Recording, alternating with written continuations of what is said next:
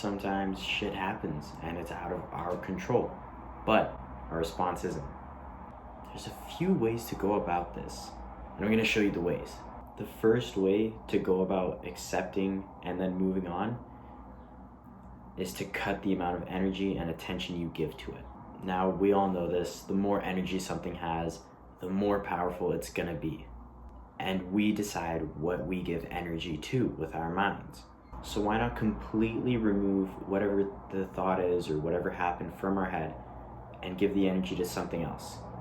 And essentially remove all energy and attention from whatever it is that is the negative and that you're trying to move past on. The second one actually comes from one of my favorite books, The 48 Laws of Power. And it's essentially to show contempt for it. It's law number 36, disdain the things you cannot have. Now this is more if you just failed a sale or you just got rejected. By essentially tricking your own mind into believing that you just don't want it, you're gonna not want it anymore. Regardless of what that means, you have to start thinking about, or however you want to start perceiving the outcome or whatever happened. This is actually a quote from King Louis XIV. What I decide to see is what reality is. And we can all put that into our own thinking. Because again, like the last one, we're the ones who decide what we give attention to and what we give energy to. So if we ignore it, it's just not going to be there. The third one is more to do with moving past after you've already accepted it. It's to be abundant, or at least perceive yourself as you are abundant. Now I'll give an example related to sales. Let's say I was talking to a client and they said no to me, and I did whatever I could to try and persuade him to say yes, but in the end he just didn't want to go forward with it.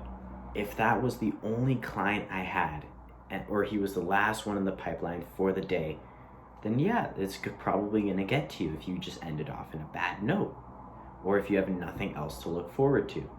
Now let's say I have a pipeline with 100 people lined up that I can talk to right after this one. Let's say this person says no again. Okay, it is what it is. Let's just move on to the next. This one is to essentially fill up your pipeline. And this last one also has to do with moving on.